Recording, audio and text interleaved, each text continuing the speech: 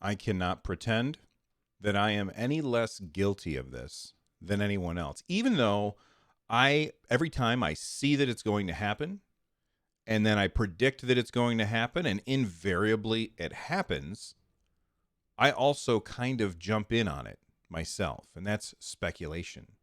Speculation is fun. Prognosticating about what's going to happen is fun, especially when it's for something goofy like video games. Well, the thing that 9 to 5 Google posted today is going to have a lot of people very, very interested in speculating and prognosticating about what it means. What in the hell is Hailstorm? What is Project Hailstorm? If you don't know what I'm talking about, 9 to 5 Google, they did an APK teardown where they get the app off of the App Store, and they tear it apart and find all of the little pieces and see what those little pieces say. And one of the things that they found for the Stadia version 2.52 are these weird, dark sounding phrases about Project Hailstorm. The first one says, "A hailstorm is coming soon." And the second one says, "Introducing Project Hailstorm from Stadia." Now, there's some speculation out there, and like I said, I'm just as guilty at speculation as everybody else. But there's some speculation out there that this has to do with Blizzard Entertainment, like bringing World of Warcraft or Diablo 4 or StarCraft or the other Blizzard games to Stadia. And that really doesn't really resonate with me. I don't think it makes a whole lot of sense for them to say, "Oh, look, this company is going to bring their games to our platform. Let's tease it with Project Hailstorm." As excited as I think a lot of people would be for Blizzard games on Stadia, and trust me, I would love that. I think it would be a huge letdown if that's what Hailstorm is. So I don't think that that's it. There's other people who they're speculating that Hailstorm is like some game, like Project Hailstorm is the name of a game that's coming to Stadia. And I think that that's more likely than Blizzard, but I still feel like it's not really all that likely. And the reason why I feel like it's really not all that likely is because, and maybe I just don't understand something about it, but why would they need to put information about this game in the Stadia app long before the game is ready? It doesn't make a lot of sense to me. It feels like when the game is ready, they would just say, "Bloop, there you go." It's like they wouldn't have to do anything to the app in order to play the game. So I don't think that Project Hailstorm is a game. So what could it be? I have no idea. I think it's probably a feature. So we have features for Stadia. In fact, we just had a feature unveiled for Hitman 3, where we have State Share now out of beta.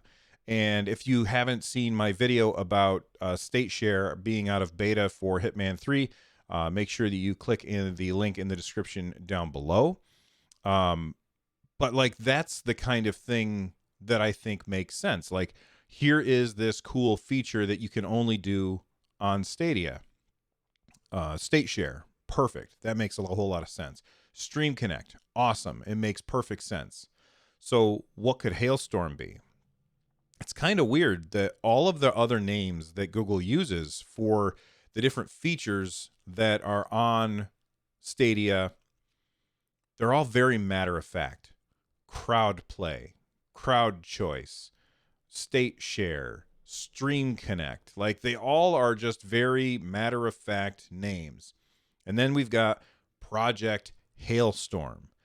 So I have no idea what it could be. So first off, I would love to hear what all of you think that Project Hailstorm could be.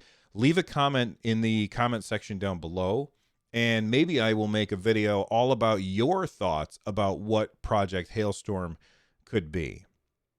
All right. One more thing about Project Hailstorm before I move on. It says here a hailstorm is coming soon. in of course, soon when you're talking about video games is always TM, but soon in this case is not like starting now soon. It's when they actually put that in the app. I mean, yes, I know it's in the app, but people at 9 to 5 Google had to go digging for this. So I don't think that soon means really soon. I'm thinking much more long term. And we're going to be talking about it for a long time, I'm sure. Every couple of months, somebody's going to say, "Hey, what if Project Hailstorm is this?" And it'll be something that nobody ever thought of before, and we'll have to make videos about it. But hey, that sounds fun to me. All right, what else did they find in the APK teardown? Well, they found support for 56K modems. If you are really old like me, then you know what a 56K modem is. In fact, I remember using a 900 baud modem back in the day. But a 56K modem was like the fastest dial-up modem that you could get, and it was terrible. I mean, you would spend like an hour and a half downloading a song off the internet, legally. You would download a song off the internet, and it would take you a very, very long time to download that song because 56K modems were really, really slow. So why is this? Why are they talking about 56K modem support? I think that this is clearly a part of an April Fool's joke or something. It says support for 56K modems is experimental and may affect gameplay quality. You are absolutely correct. It would affect gameplay quality. It also looks like they are updating the Explore tab, which up until now there's been almost nothing of note in the Explore tab. They could have used that to put a link to my YouTube channel. I think that would have been really, really nice of them. They chose not to do that.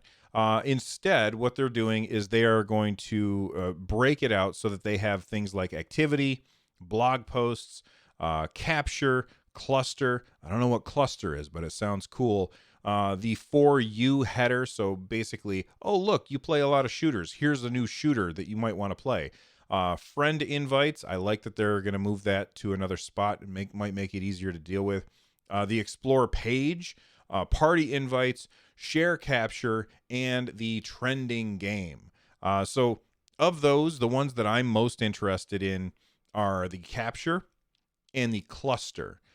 Mostly because the capture means that I can easily look at my captures instead of scrolling down to the bottom of my gameplay list. Like all of my games, I scroll through all of those games, get to the bottom, and then I can look at the screenshots and stuff. I don't want to do that. I like it better that it's going to be in the Explore tab. I think that makes a lot of sense. I also hope that I can look at my friends' captures because, and again, if you haven't watched the video about the about state share, check that video out.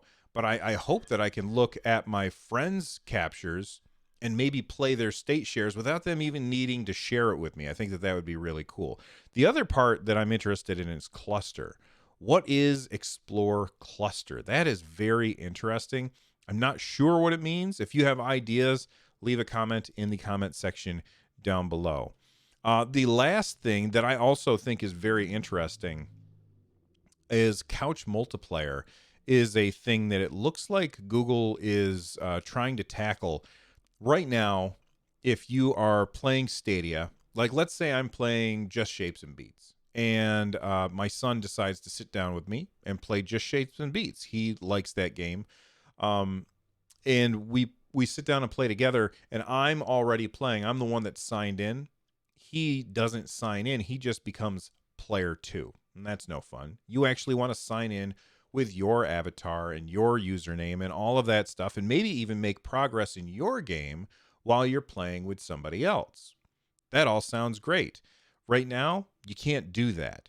Well, Stadia.com/couch looks like they might be changing that very soon. So basically, they have this thing where I guess on the Chromecast, you'll be able to say, turn on multiplayer sign in. And then on the screen, it will say join the game by going to stadia.com/couch and signing into Stadia. When prompted, enter the enter the code below. So you'll see it up on the screen.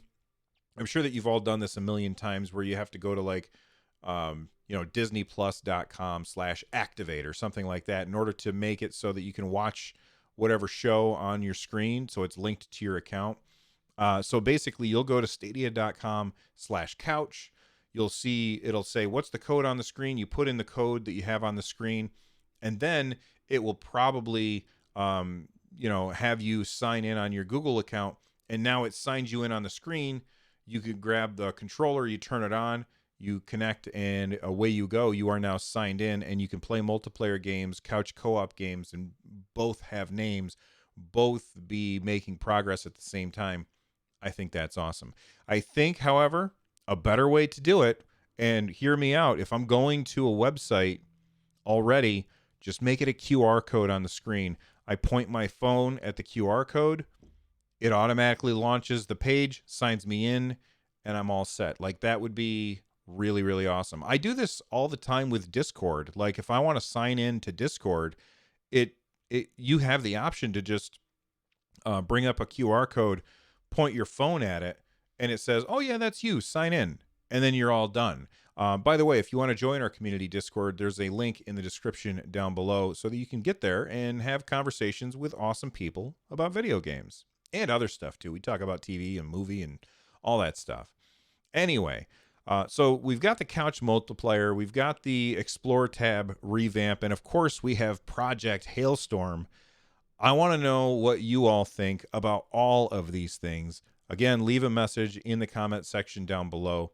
And thank you very much for watching. Before you get out of here, don't forget to click on all the stuff because it really does help. I'll see you next time. Bye-bye.